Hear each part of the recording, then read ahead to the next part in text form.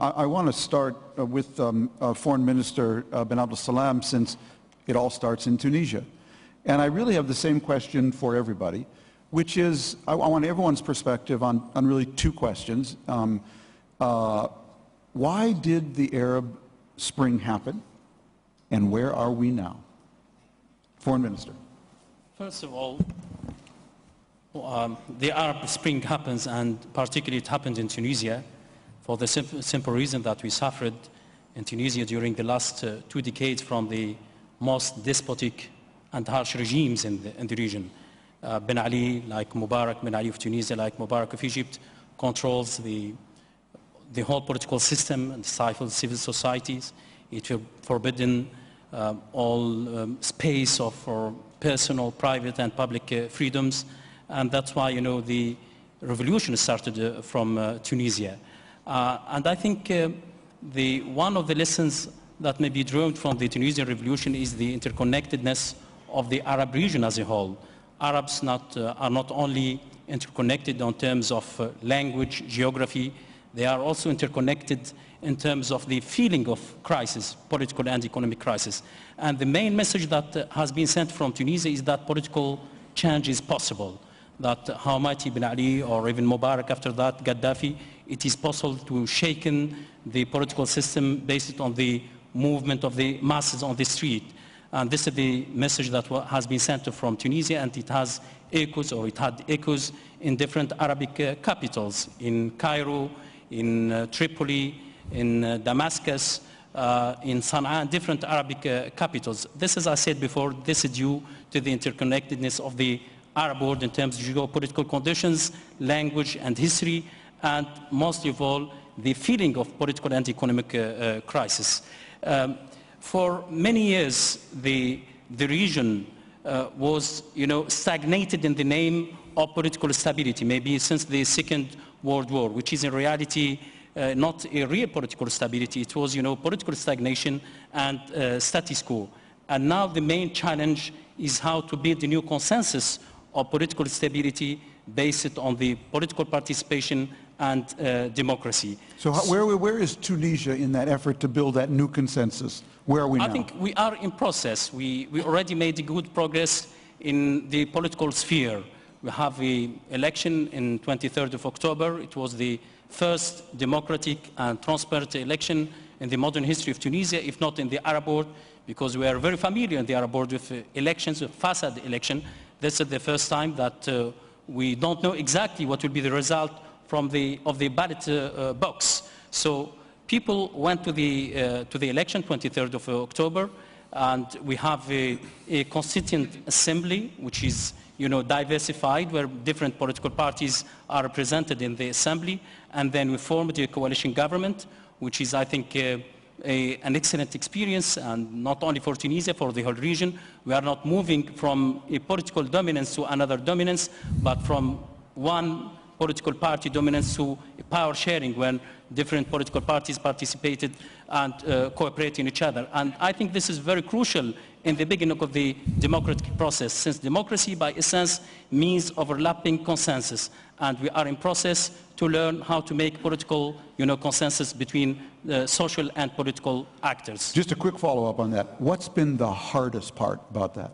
The hardest? The hardest part of building that new consensus. I think we are in process, you know, to build the political consensus. Of course, like any coalition government, it has some difficulties here and there. Maybe we are in the beginning of the process, but I think the main challenge remains economic and social one. Mm-hmm. We already made good progress in the political sphere, but we have crises that accumulated for years, if not decades. It's not easy, you know, to sort it out, these, you know, crises or problems within months or days. Things will take some time. But I'm sure that we are moving in the right direction. Great. Thank you very much. Foreign Minister Davutoglu, you've been at the eye of the hurricane, basically. You know, Turkey had a policy of no problems with its neighbors. Now you have neighbors only with problems, and Turkey is actually quite stable in the middle of all this. Greece, Iran, Syria. What have you learned from all your travels, why the Arab awakening happened, and how would you assess where it is right now? I think that's an interesting question. Now, after 1 year, we can make an assessment. I remember after the first Arab Spring started in Tunisia, we had a special cabinet meeting, and we made an assessment. The main question at that time... Get a little closer to the mic. Yeah. Closer, yes. Yeah, yeah. The main question we are searching was, what is the natural flow of history? It was an intellectual but also a political question. What is the nature of... Flow of the history. Right, gotcha. Who are on the right side of the history?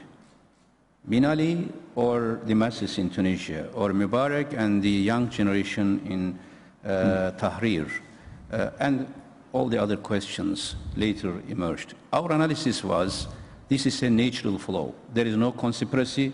The subject of this new Arab Spring is the young Arab generation, the Arab individual, and we have to respect them. Why is it natural process? The first level of analysis, I can say, international level.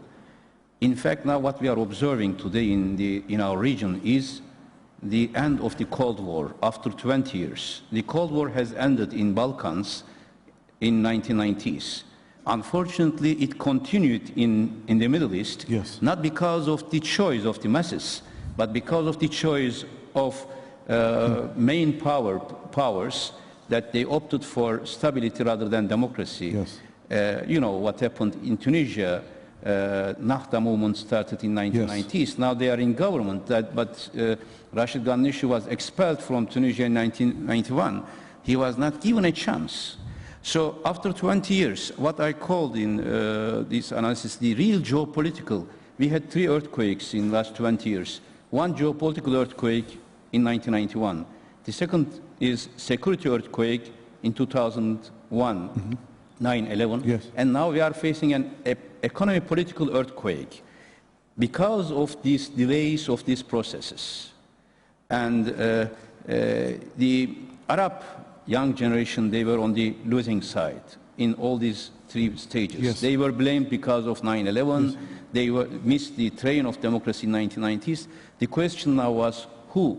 What will be happening next? And I think it is natural process. We have to follow very closely, but we have to be on the right side of history. Now Cold War is ending in our region. And I can give you one example, striking example in my personal. One day when I came to my house in Istanbul, my youngest daughter, 12 years old, in my old house, she cried and she shouted and she, "What is this, father?" I went, she was showing my typewriter I used for writing my PhD thesis in 1980s, late 1980s. That young generation didn't know typewriter. And Mubarak and Ben Ali was in power when we were using typewriter. They were in power when we were using computer, in power when we were using internet, still in power in Twitter. This is against the logic of history. So this is a natural process. Second, regional dimension. Arab Spring is an outcome of a regional ownership of this new generation.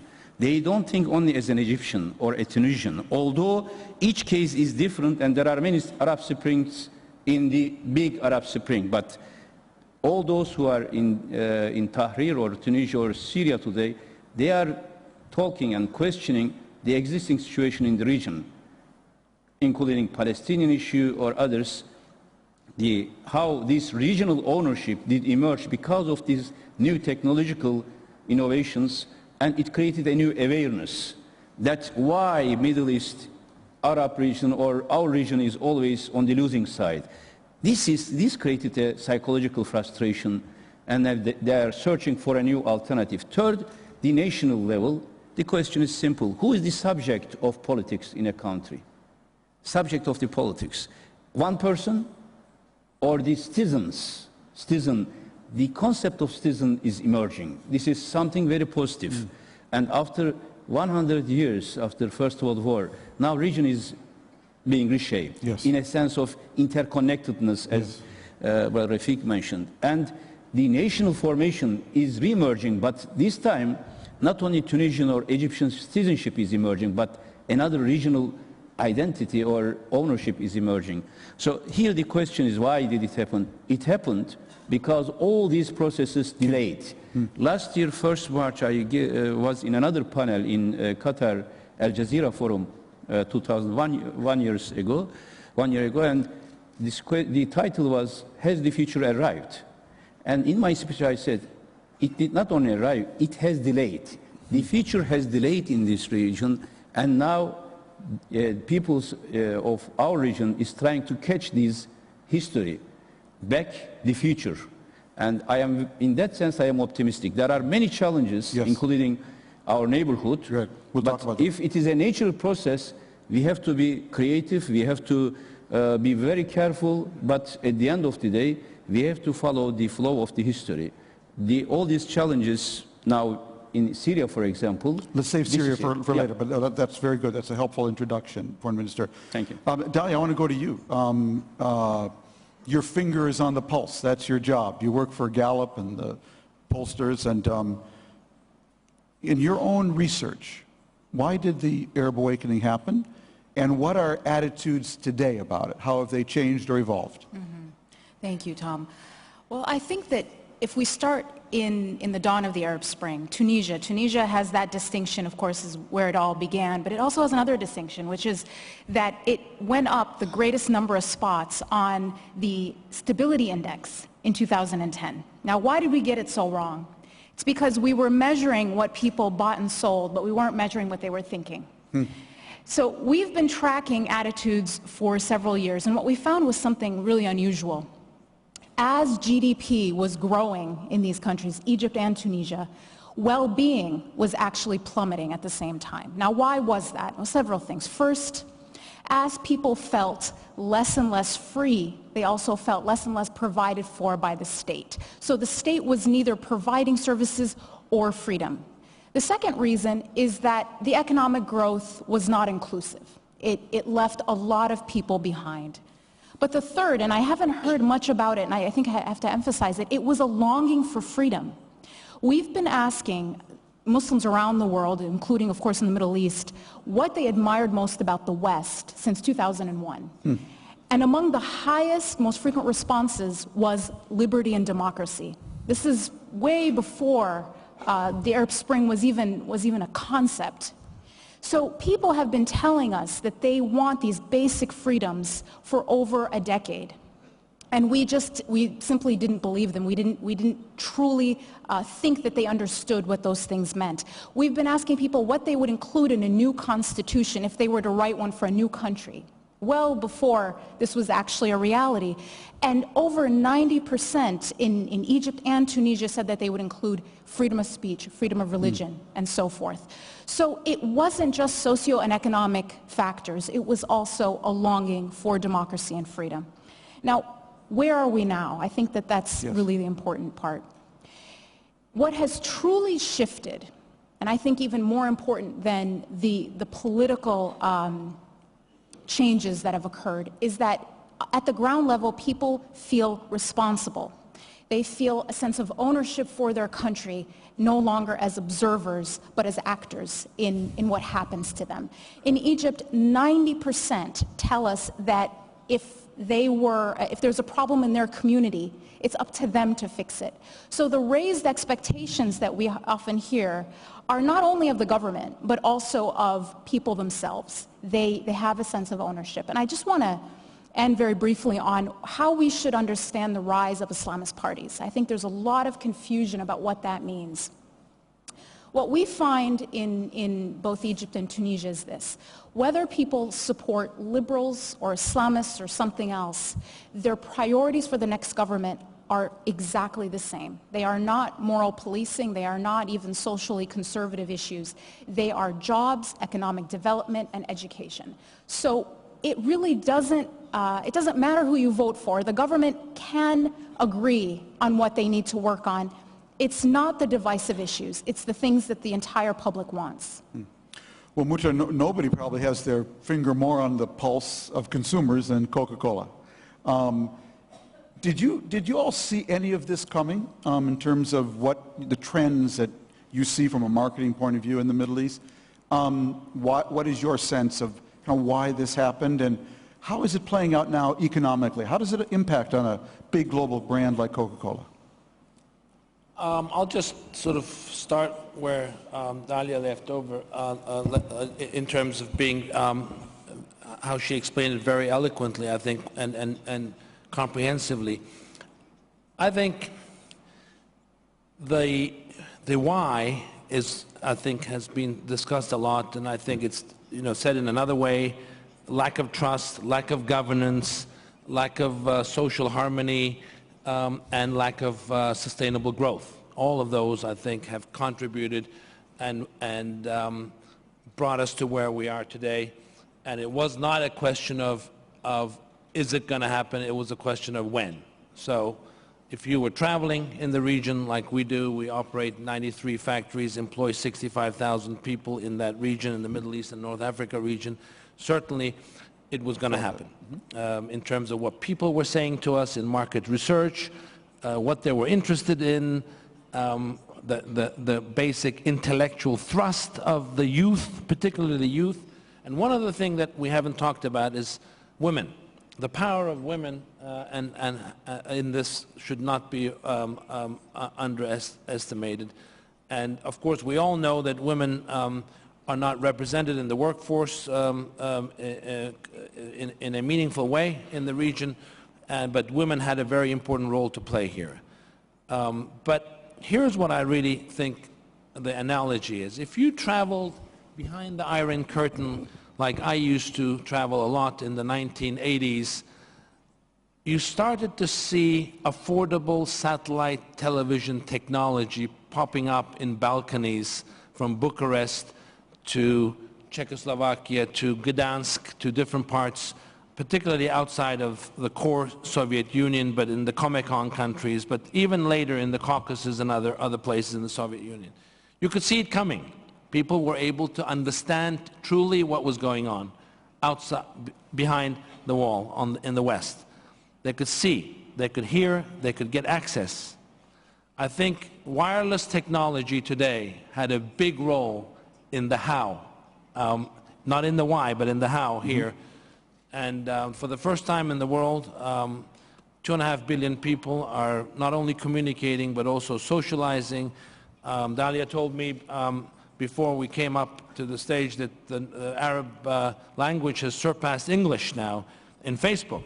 I mean, that's all of some of the actual how it happened. In terms of where we are, I think that is the single biggest challenge, because I agree also that this is all about jobs. This is all about creating a better future for people's children. And the task is so big, because out of the 70 million jobs that we need to create in the world every year for the next 10 years, just to stay where we are from the current level of unemployment, which is not in a good place, 12 million of those are in this region, and out of the youngest population. And another 14 are in sub-Saharan Africa. So together with North Africa and Middle East and Africa, you're talking about 24, 25 million jobs that we need to create. And if we don't do that, we're all going to crumble underneath the social harmony that will break. And the biggest challenge is currently in this rapid transition, investment hasn't stayed where it is compared to 2 years ago. It's actually come down. So right now we need to reignite investment. How do we do that? I think that is the biggest question for this meeting here. Right. How do we reignite investment and create employment opportunities for the youth that are looking for that, and especially youth? Well, that's certainly a fire we want to ignite. There's also a fire we want to put out. And Prime Minister, I want to ask you, and Foreign Minister in particular, you are on two sides of the Syrian awakening, which we all know has turned very violent. Prime Minister, how do you see that today? What is the best case scenario? Is there any future in Syria with Bashar al-Assad still as president? Well, this is a very hard question to answer, simply because we've been watching this for the last 15 months. And I think 15 months in the age of technology is a very, very long term. We used to consider anything more than 3 years a long term. Now I think sometimes 2 weeks is a long term. But 15 years and nothing have changed except blood. Yeah, 15 months. Yeah. And too much blood and also the international community, the Security Council, for example. And my dear friend said that we are out of the Cold War. I think there is a new Cold War between Russia and the United States vis-a-vis Syria. And we can see this reflected in the Security Council. And when it comes to monitoring the situation, 300, which is the maximum level of monitors, I think this will not suffice only. I don't see there is seriousness from the international committee. I think it has been internationalized because Mr. Kofi Annan represents the UN and represents the Arab League. Yet the solutions are not there from the international community, and I don't think that there is a Syrian solution to that, simply because there is no dialogue whatsoever and no trust whatsoever between the opposition that represents a wide spectrum of people and also the institutions and the army in Syria. I think there should be an imposition of a solution from the international community, and basically they have to come to their senses in the Security Council, not necessarily uses of force, I wouldn't say that, but there are so many other means to do that.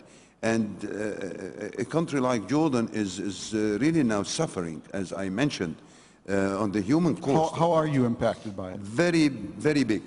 Now, we have 120,000 Refugees. Well, how can we define them? Syria and Jordan are open countries together.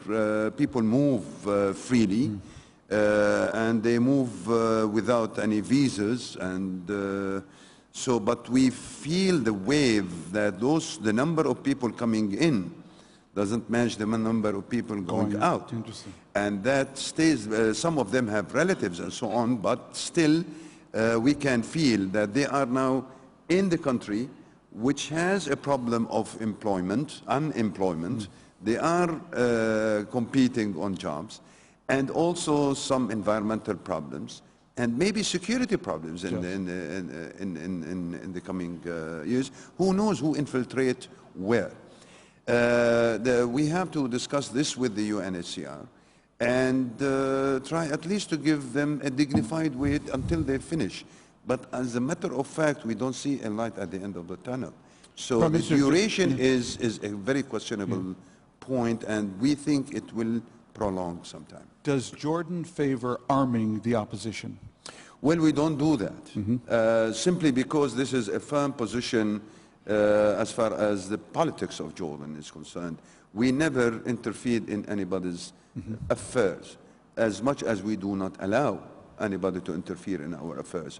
So we cannot, what we do is to try to look at the humanitarian side, and notwithstanding, of course, we still have about 400 to 500,000 Iraqis as still living in the country, unable to go back for varieties of reasons. That, of course, this is on top of the Palestinian refugees that they are still registered as refugees in Jordan. Thank you very much. Foreign Minister Davutullah, you've been dealing directly with President Assad, and give us your assessment. Is there any chance he would resign, or is this going to be now a fight to the death? I think he had a great chance last year in January when our Prime Minister and myself, we went to Aleppo, the same week when Mubarak left power. He was, at that time, he was praising Arab Spring and Egyptian youth in Tahrir. And our suggestion to him was, we had good relations in 9 years, I visited Damascus 62 times in 9 years. 62 Yes. times?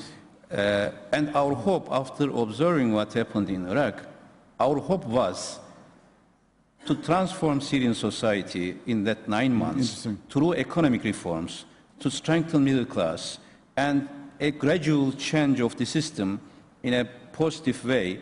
Even before Arab Spring, we discussed with him several times in a private manner how to make the system more inclusive. And he was always promising and telling that there will be reforms, and he even took many of our reform packages, what we have done in Turkey.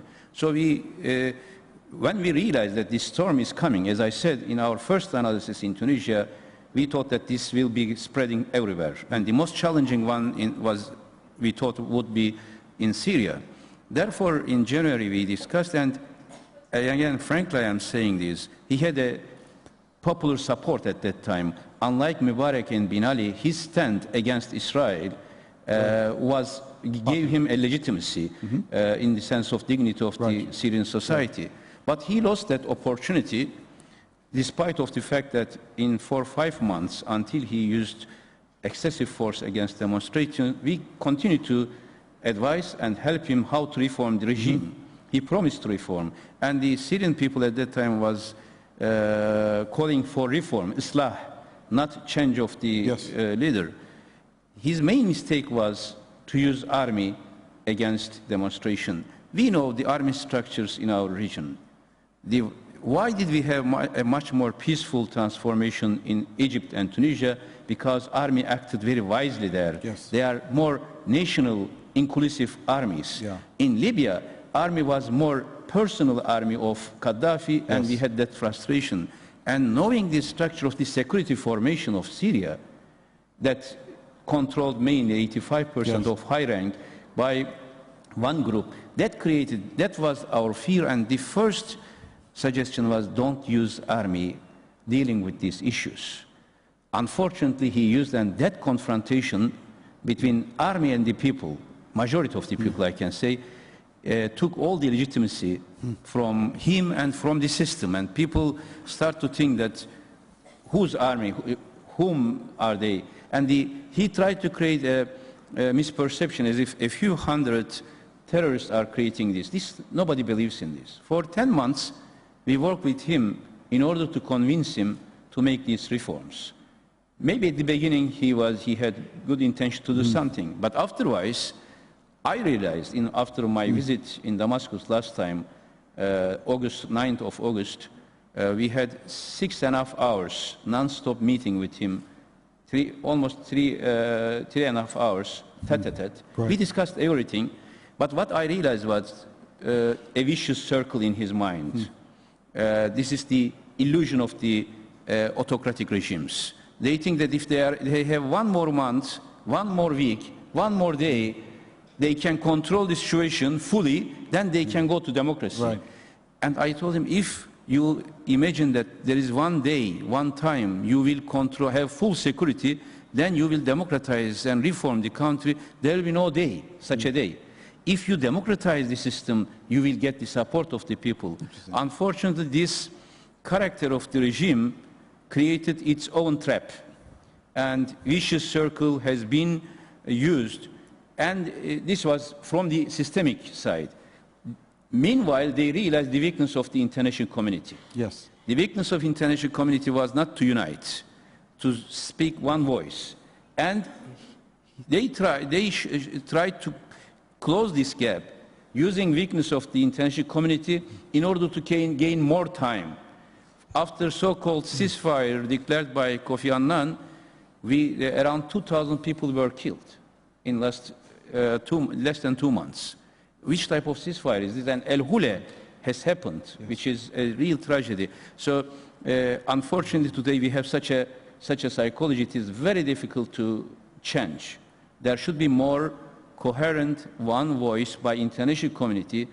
Only after that they can change, and Bashar Assad can change the attitude.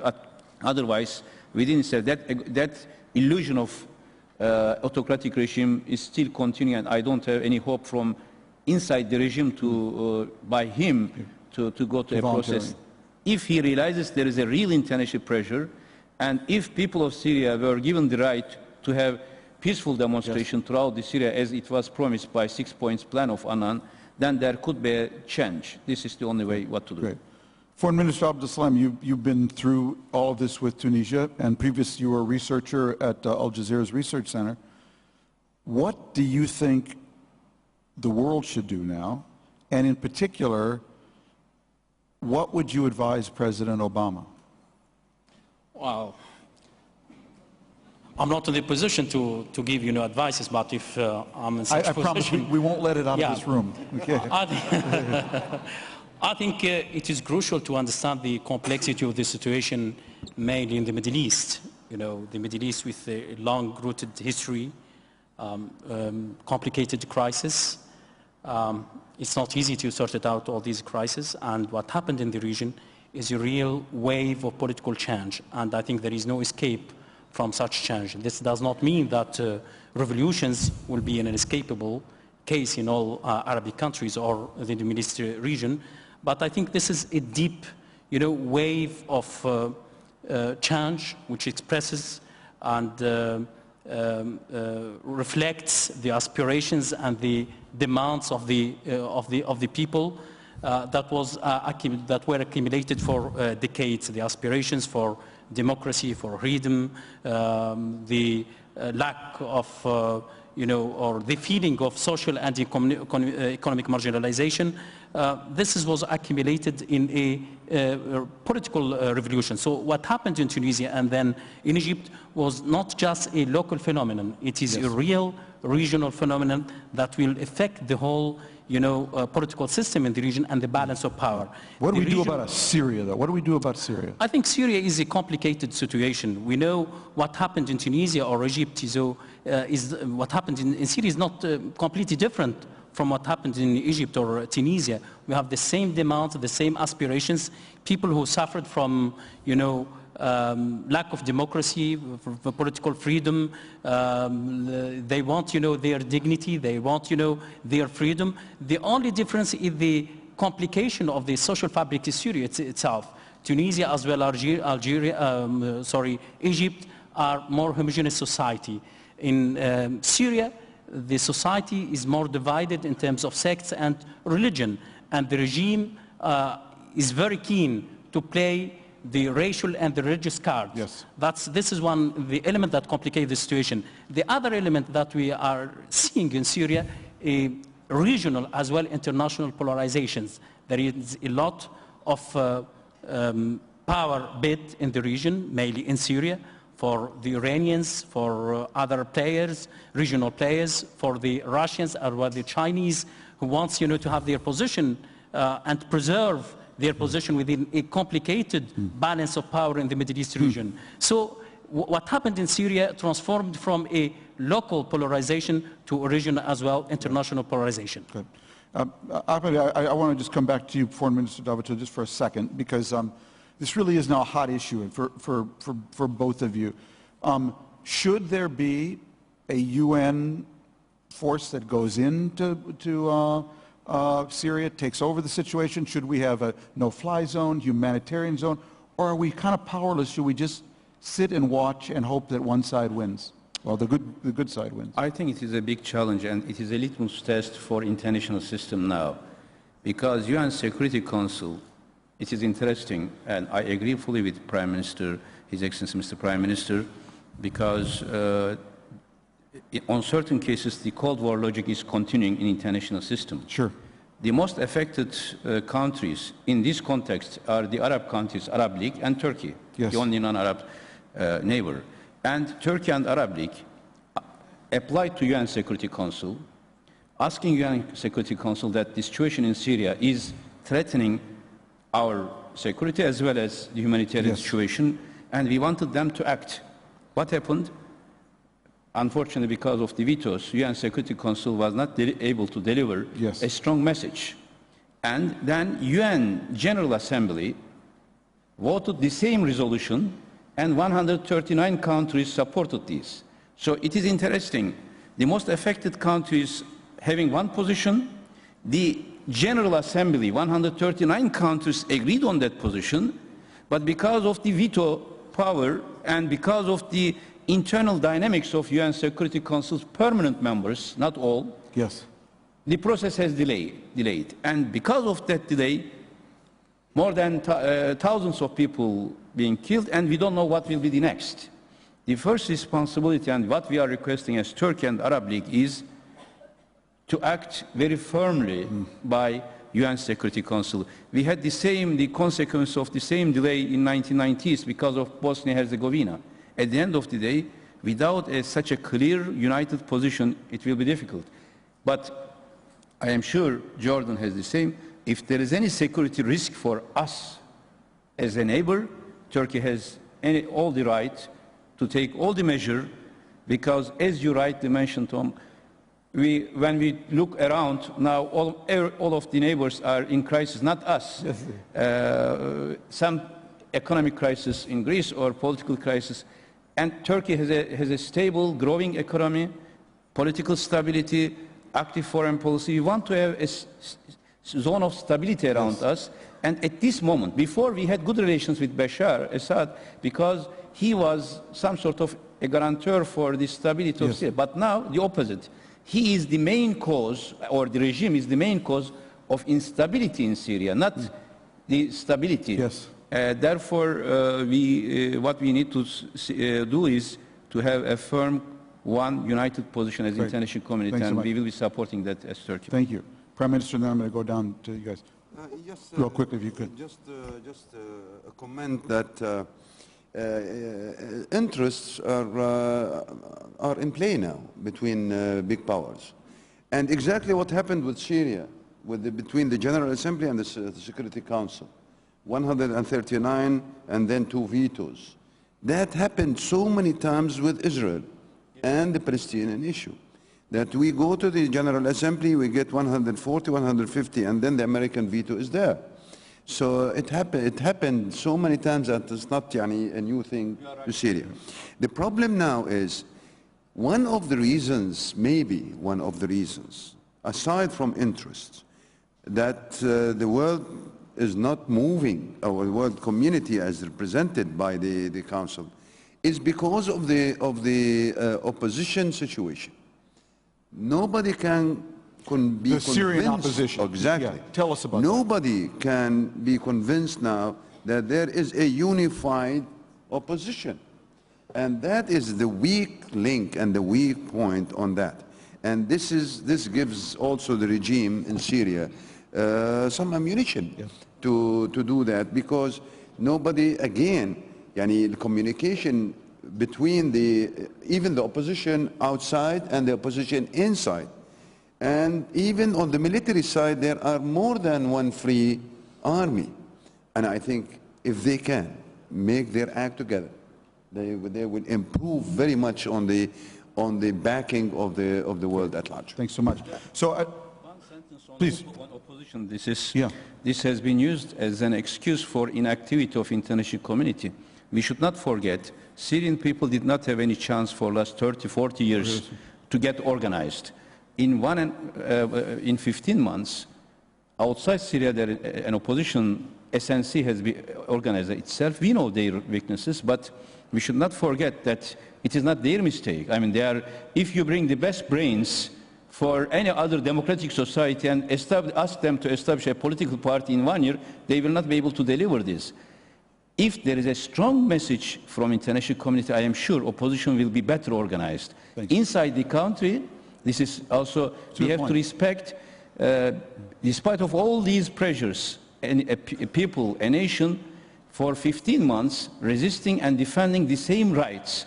This shows the strength of the dynamics of opposition inside the country, not the weakness. We should not be blaming them because of their inactivity, but for us as well, we have to do our job for that. Thanks so much. I'm going to be parochial for a second, and I want to bring Muhtar and Dalia back into the conversation. One of the things that struck me is how, from an American point of view, we haven't really fully connected with this Arab awakening. We haven't really found a way to, I think, affirm it in other than some very generalized presidential statements. I was in Lebanon a few weeks ago, and I did a column about the fact that America that week had just given two foreign aid contributions to the Middle East. They both began with the number 13. We gave Lebanon $13 million for 217 scholarships for public school students in Lebanon, merit-based, to attend American-style universities in Lebanon, Lebanese American University and Hagesian University. Same week, I believe, or roughly contemporaneous, we gave Egypt $1.3 billion to buy more F-16s and M1A1 tanks, its annual military assistance.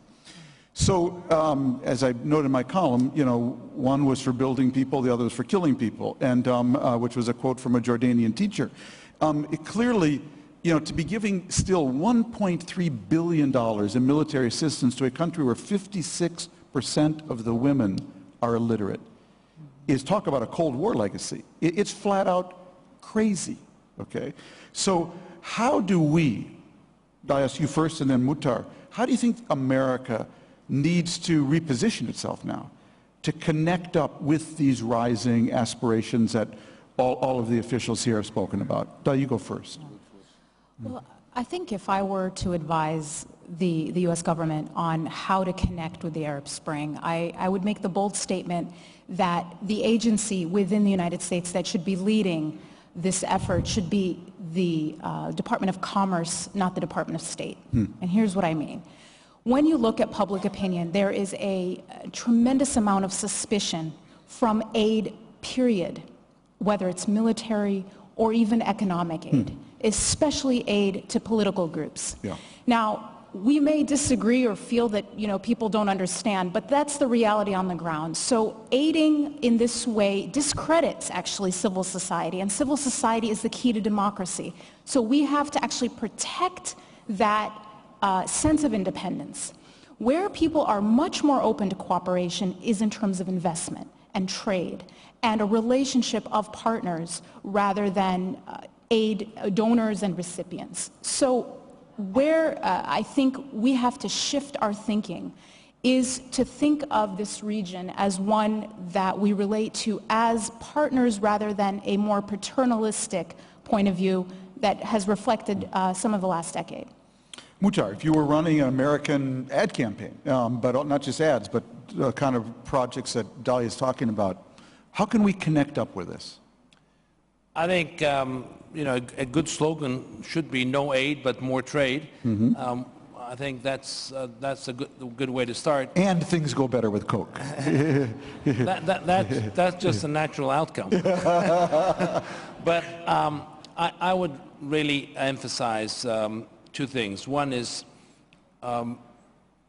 much more programs that can empower women, empower the youth, create entrepreneurial connections, and government cannot do it alone, neither the U.S. government nor the governments in the region. It has to be a reactivation of this golden triangle, which I refer to the golden triangle, which is collaboration between government, business, and civil society. And it doesn't have to be only at a national level. Subnational is so important.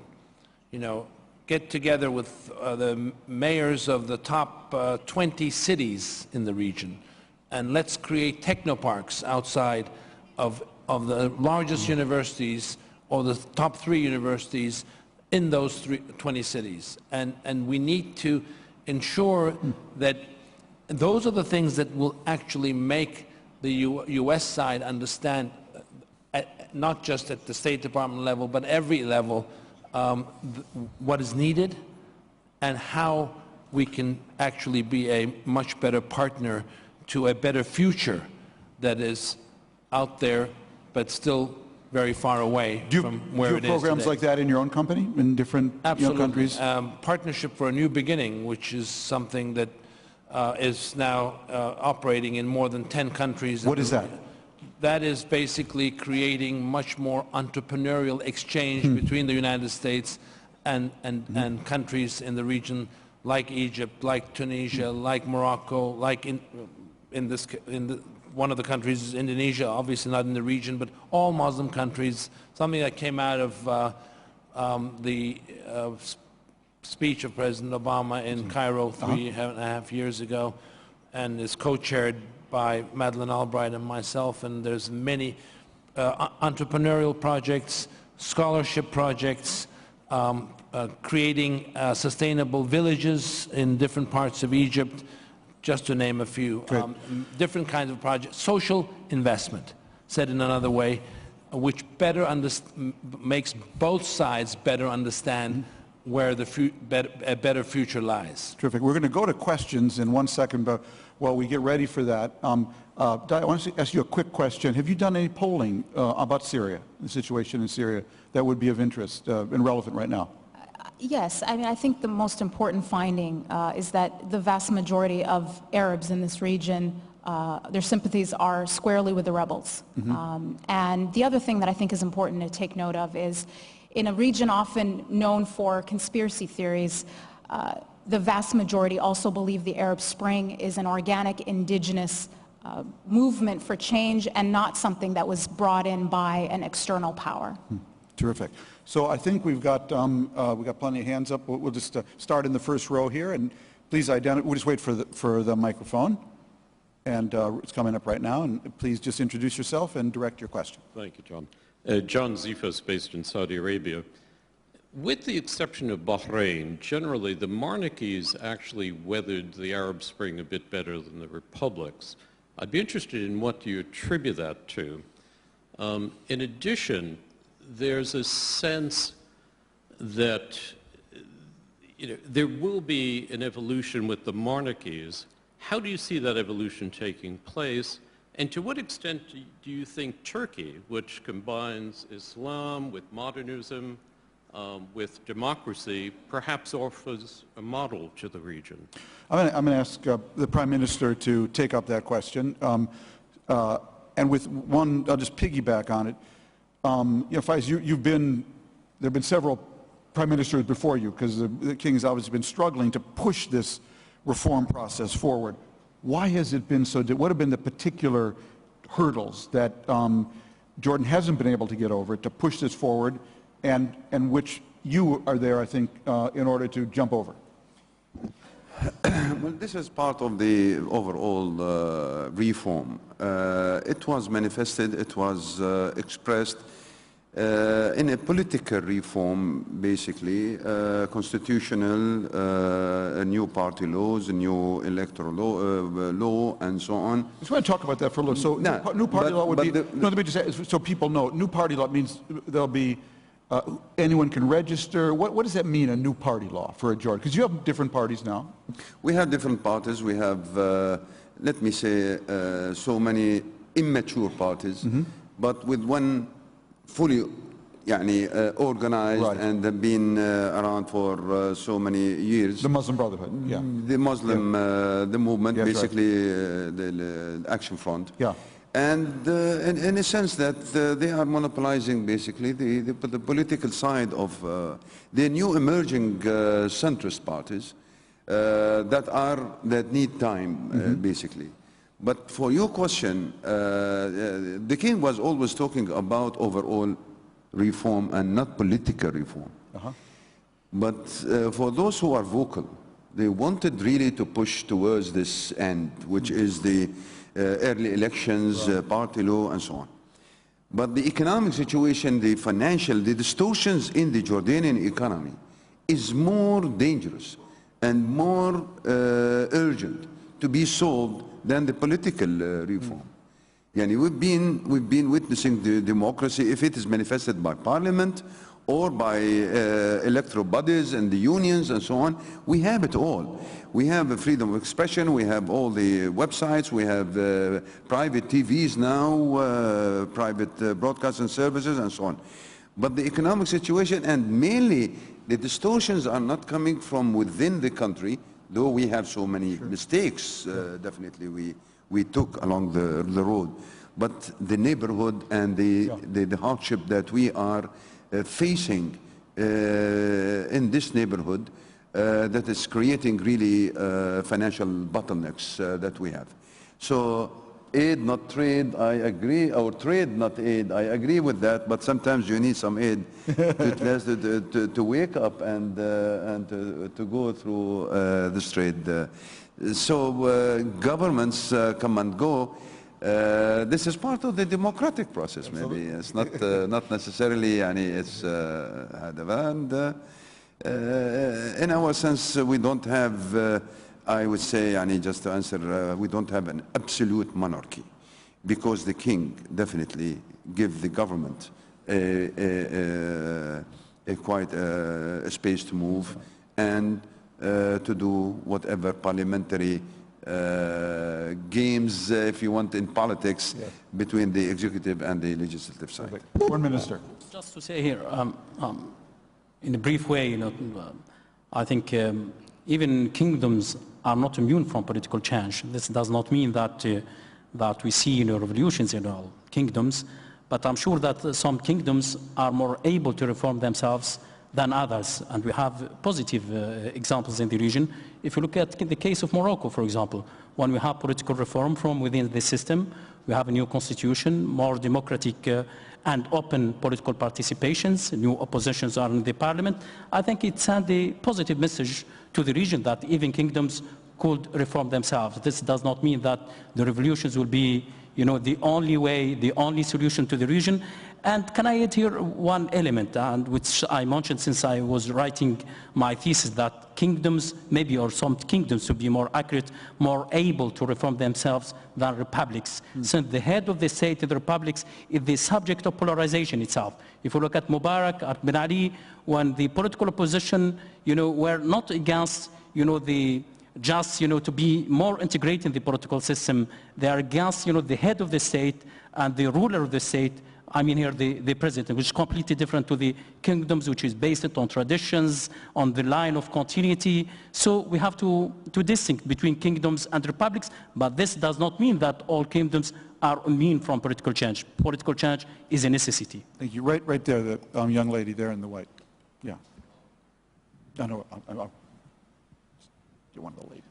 Cornelia Meyer, I'd like to follow up on what Mr. Kent said. We need between 80 and 100 million jobs in the region over the next decade. Now, there's a big expectation with the Arab Spring. And creating these jobs will take time. We have to be realistic.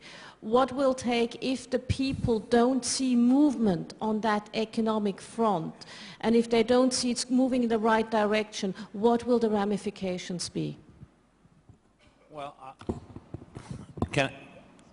Please, I'll just start. And we got a lot of questions out there, so let's... I'll just start. Yeah. I mean, certainly I think that is where I said we will crumble under the social break of social harmony, and therefore it is incumbent upon us, all of us, with government, with business, with civil society, to jumpstart and to ignite investment. Investment brings more jobs. Today, the region, unfortunately, public sector employment in most of the region is the highest in the world. And government can't generate sustainable employment. It's got to be a combination, and we need much more public-private partnerships. We need more partnerships inside that golden triangle for business, government, civil society, with universities. We need more investments in technoparks. We need more reform from governments to allow more creative incentives, leverage the potential of the country. I think, again, Turkey serves as a great example of how to attract foreign investment effectively over a long period of time. And we need business to think more long-term, not short-term, much more long-term thinking on the part of business. So, just add one thing. Yeah, go ahead. I think it's important to not lose the connection, though, between attracting investment and democratizing.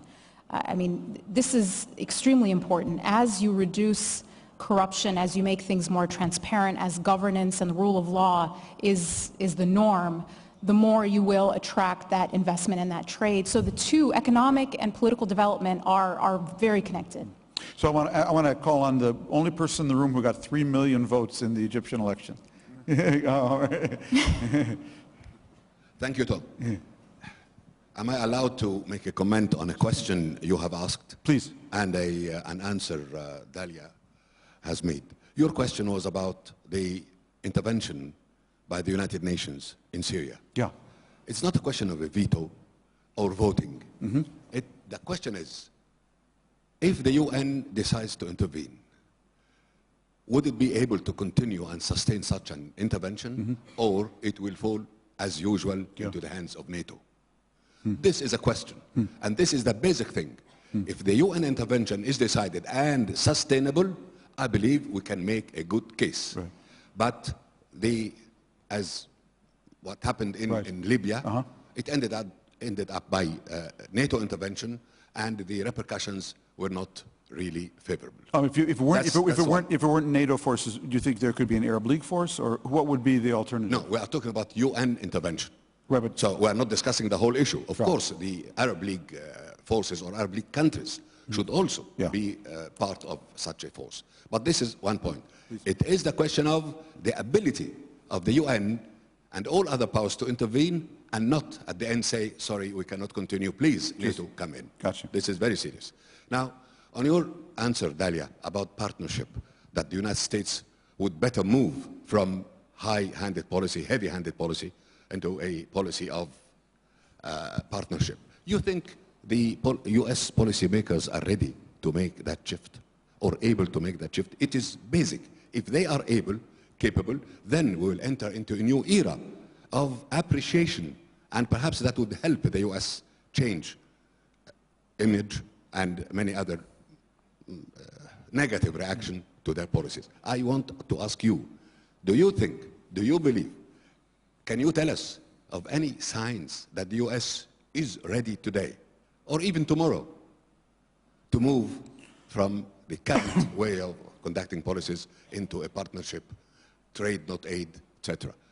I agree, Tom, with the answers of the Prime Minister and the two foreign ministers about the history, the wheel of history.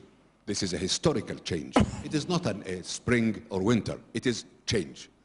And everybody will change, and I'm very impressed by what Prime Minister Trauna has said about the space given to the government, and what Rafiq Abdel Salam of Tunisia has said, that nobody is immune, with different degrees, but change is the name of the word, and there will be no U-turns in this trend. Change is the name of the game, and everybody has to understand that, and to suit himself or his regime to accept that they have to change. Thank you. Good, thanks, Dalia. I think there was a time where we would all sit together and say there is not a moment that we would think the U.S. would let go of Mubarak. Okay, so this is unimaginable 2 years ago, but it happened because the reality on the ground changed. And I think that's the end. I mean, that's the bottom line, is U.S. policymakers respond to the reality on the ground. The way that the U.S. deals with Turkey is much closer to this model of partnership. And as the Arab republics, especially in the aspiring democracies, grow and become independent economically, I think that reality on the ground will force a different response. Over here.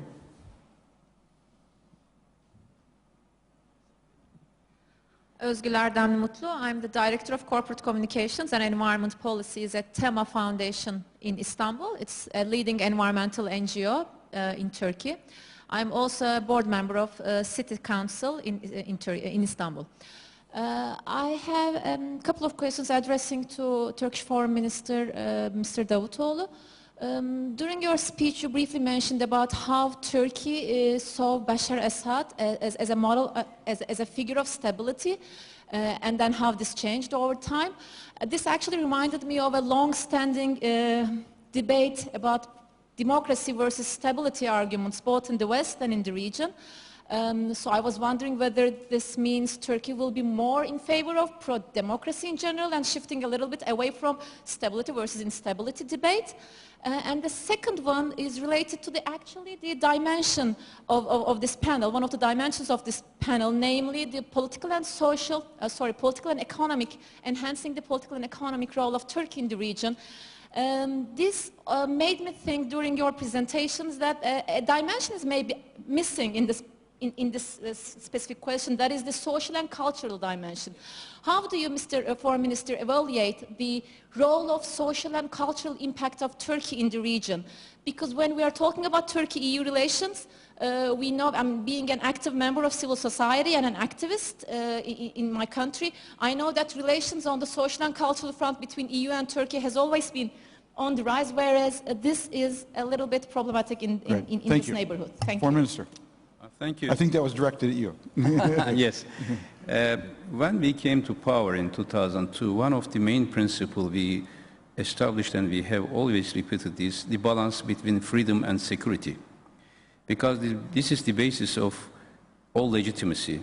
If a state tells to the citizens, I give you a zone of freedom as much as possible without risking your security, and I assure your security without limiting your freedom, that is the basis of political legitimacy. And in Turkey, the democratic change, we always defended change. The method of change is important. With Syria, for 9 years, we tried to make this change possible through changing the mentality of the elite of Syria and mobilizing masses through visa-free regime, through other social contacts, and as I said, through economic ties. We established joint councils just to promote economic freedom, democratic freedom. Our choice is clear. Legitimacy is the way. And there, if a state promises, like before what Bashar Assad promised, always change when he came to power, but he postponed, if he had done these changes, there wouldn't be such a dilemma of freedom and security.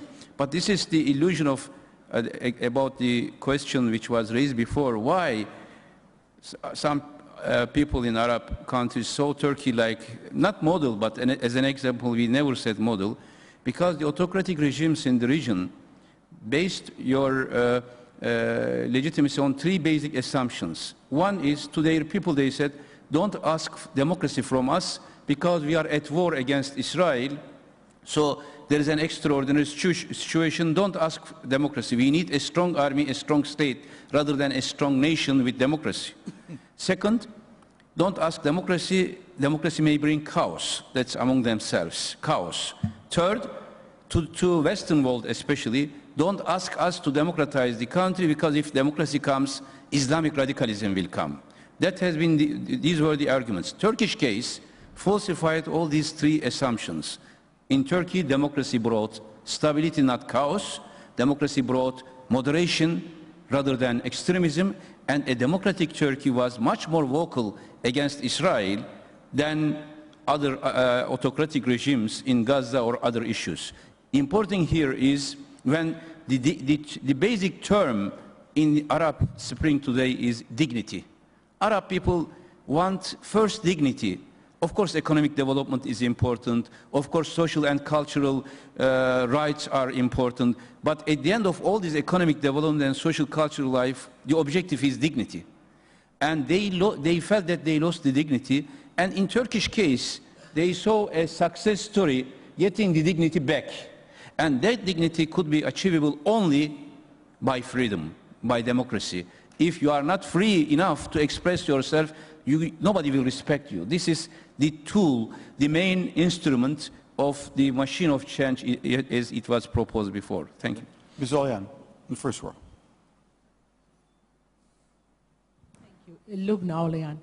A question on Syria for the Foreign Minister of Turkey and Prime Minister of Jordan. It's inevitable that the regime in Syria will change one way or another, a question of when. But what comes next? Is it going to be 10 years, another Iraq of chaos? And shouldn't now we be thinking of how to try to minimize the bloodshed that will take place? Rather, are there any thinking coming in how can this bloodshed that the country will face and they have been facing, how can it be minimized? What steps are taken by people involved in this to try to minimize this bloodshed? The second question is, if I may ask, on the youth question. The youth are the ones who started the Arab Spring, but the youth are not they didn't have the ability to really take the leadership in, or be involved in the leadership. And as we all know, youth are very impatient. So if the change does not come fast enough for the youth here or in Egypt, are we going to really demotivate our youth, and are we going to have a brain drain from our part of the world? Thank you. Thank you very much. In fact, because this is going to have to be our last question, we're just going to go right down the row. Everyone, please, take up which part of that answer you want. And I would love to, in particular, hear a response to Lubna's question. What I'm interested in is why has there been so little new leadership to emerge? Look what the election runoff is. It's between two of the oldest sort of figures in Egyptian politics. Why didn't any new leaders emerge? No, I just want to respond here to what next. This is a very valid question. I asked myself this question when the United States, the American armed forces moved from Kuwait to Baghdad, and they were in downtown Baghdad in 17 days. The question is, what next? And my answer is that the war would start. So the 17 days were just walking. But the war started after the occupation, and this is a very valid question now. What happens if the regime collapses? Civil war, a new phase, a new party, opposition will regroup and unite and take over. There are so many scenarios. Some will be pleasant and some will not be pleasant. This is totally vague answer. I don't think that anybody can answer this question, but it should be in the monitor. It should be accounted for, especially for countries surrounding the Syria. Thank you. Foreign Minister. Yeah, it's very important, of course, to think for what is next. And all of us, we are talking, we are discussing, we are meeting with leading politicians, intellectuals from Syria, as we did before with Bashar Assad, in order to prevent a negative scenario after the change.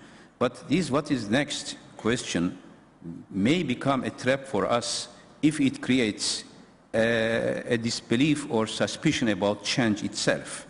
Those who are scared of change, they always ask this question: what is next? If you are not sure about the future, you will opt for the existing status quo. Unfortunately, the existing status quo is a source of instability anyway. Every day people are dying, and that question should not be turned into a way of legitimacy for the regime. I am sure that's not your intention, but usually those who are asking these questions sometimes, we have to plan for how can we do it. First, to bring, not us, but opposition with one vision.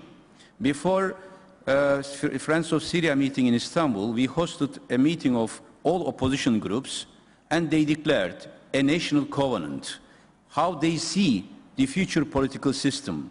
And they declared all Sunnis, Nusayris, Christians, Kurds, Arabs in opposition that the new Syria will be a multicultural society, a pluralistic society, all the rights will be preserved based on human rights, etc.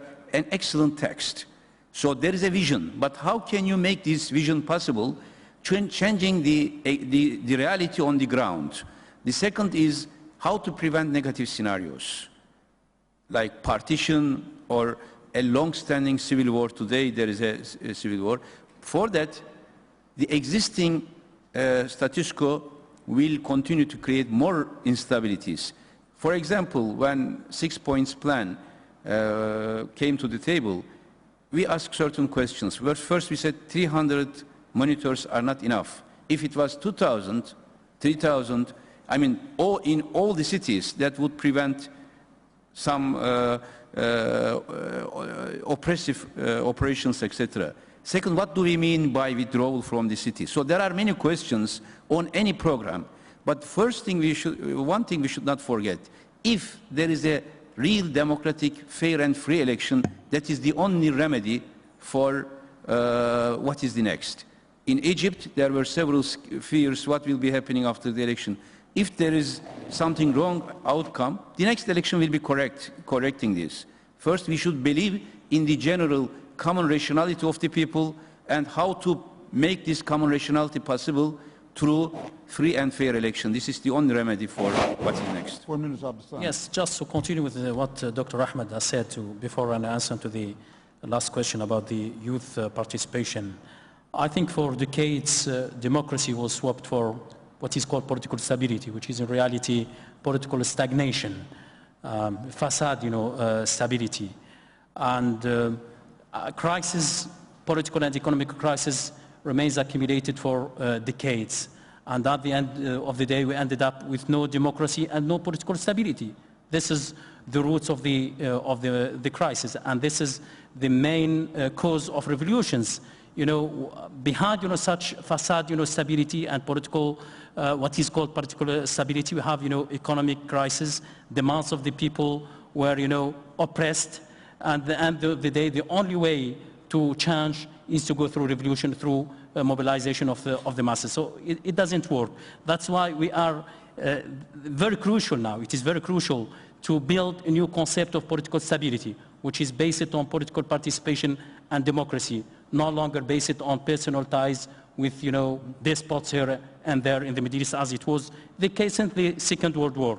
Coming back to the question of the youth participation, I strongly believe that the youth generations are the vanguard of the political change in the region and the revolution. But we have not necessarily to stick to the dominant narrative that revolutions are the byproduct of only of the youth. The youth are one sector amongst others. There are labor's movement, there are civil society activists, political parties, and a lot of people were oppressed in the previous regime, under the regime of Mubarak, and Ben Ali participated in the revolution. And I think when it comes to democracy, the story is a little bit different. It is about organized political parties who participated in the political life and in setting up the foundations of the new political system, a post-revolution political system, and this is what happens exactly in Tunisia and in Egypt. But I think the main challenge remains how to integrate the youth generations within the new political system, within political parties, within civil societies, within the state itself or the government itself. This is the real challenge that remains in Tunisia, Egypt, and other countries of the Arab world. Muhtar. I just would like to reflect it from a business point of view. What is business looking? Therefore, how can we attract, therefore, more investment from business in terms of the countries? And I would say that certainly reform is going to be the key, but also creating the institutions, the checks and balances. If anyone thinks this is going to be easy or short, they're in for a rude awakening. I just take a look at my own country, Turkey, and what it took to Turkey to come to where it is today in terms of creating stability, in terms of creating reform, in terms of attracting investment, in terms of generating sustainable growth and creating that positive cycle.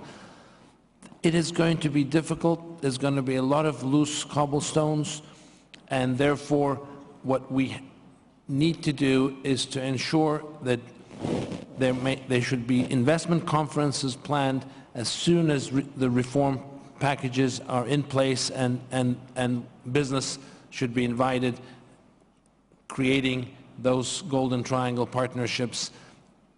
It is going to be a long, hard road, and we must not in any way ever get demoralized, because there will be ups and downs. This is not going to be a linear line.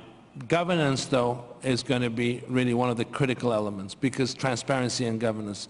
If you look at some of the economies around, say, sub-Saharan Africa even, those that are growing fast have made incremental, small improvements in governance and transparency. There's such an important link, and then stability. I think that our Prime Minister, the Turkish Prime Minister, talked about the importance of stability today in a session with CEOs, and I think Everyone is looking for that stability. Everyone needs to believe that there is going to be less mist looking forward. Get your fundamentals right. Daya, why did the Facebook generation so far, why does it seem so faceless? Well, if we come back to the presidential election, I think the winners of that election disappointed a lot of people. But what I really think we need to keep in mind is what should surprise us about the outcome of that election is not that the Muslim Brotherhood and basically a former NDP won, but that they didn't win by more. And the reason is, if you look at the history of Egypt, 30 years of a police state, a deep state where there was a network of NDP operatives as well as the Muslim Brotherhood and basically nothing else. I think the fact that they won shouldn't surprise us. What should surprise us is that two of the independent leading candidates, Abu al-Futuh and Hamad Sabahi, were virtually unknown 2 years ago. So in fact, the political space has opened up and proves that if you actually work at it, you can get very far, and to win by single digits in an Egyptian election is really remarkable, and we shouldn't lose sight of that. Great. Well, this has been a terrific panel, and thank you all for attending. Thank you very much to the panelists.